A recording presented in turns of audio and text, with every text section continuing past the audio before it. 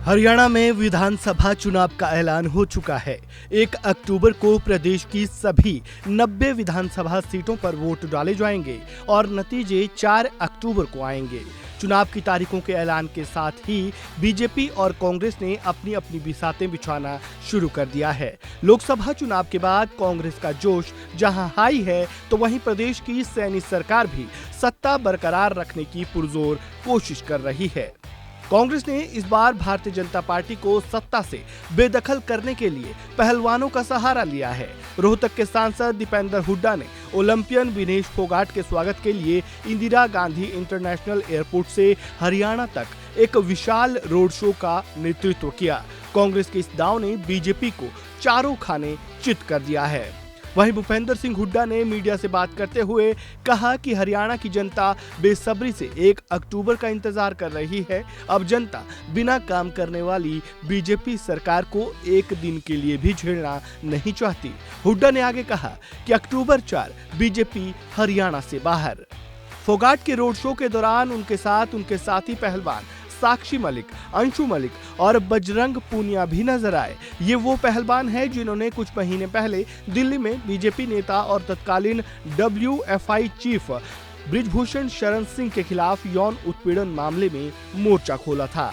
अब विनेश फोगाट की एंट्री से न सिर्फ हरियाणा बीजेपी की टेंशन बढ़ी है, बल्कि हरियाणा कांग्रेस भी एकजुट नजर आ रही है।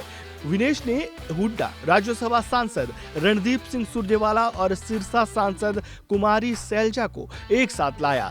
इन सभी नेताओं ने ये भी मांग की कि फोगाट को एक ओलंपिक गोल्ड मेडलिस्ट के बराबर सम्मान मिलना चाहिए। हुड्डा ने तो यहाँ तक कह दिया कि अगर विधानसभा में उनके पास संख्या बल होता तो वे विनेश फोगाट के लिए राज्यसभा की सीट सुनिश्चित कर देते।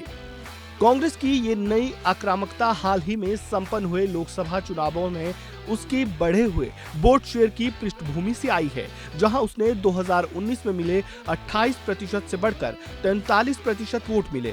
कांग्रेस ने 10 साल बाद राज्य में अपना खाता खोला, जिसमें से 10 लोकसभा सीटों में से 5 पर जीत हासिल की।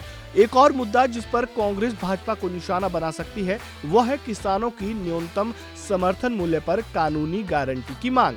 हालांकि राज्य सरकार ने हाल ही में सभी 24 फसलों की MSP पर खरीद की घोषणा की है, लेकिन किसान इससे प्रभावित नहीं दिखे और उन्होंने इस कदम को राजनीतिक स्टंट करार दिया।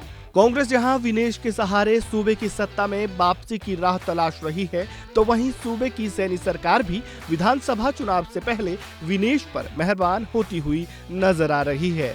नायब सिंह सैनी के नेतृत्व वाली भाजपा सरकार ने घोषणा की है कि फोगाट को सिल्वर मेडल विजेता के बराबर माना जाएगा, लेकिन आदर्श आचार संहिता लागू होने के कारण इससे जुड़े भत्ते अभी रोक दिए गए हैं। अब हरियाणा की जनता के दिल को कौन जीत पाएगा और प्रदेश की सत्ता पर कौन काबिज होगा, ये 4 अक्टूबर को साफ हो जाएगा। इस खबर में फिलहाल इतना ही। खबरों से जुड़े ताज़ा अपडेट के लिए बने रहें वन इंडिया हिंदी के साथ। धन्यवाद।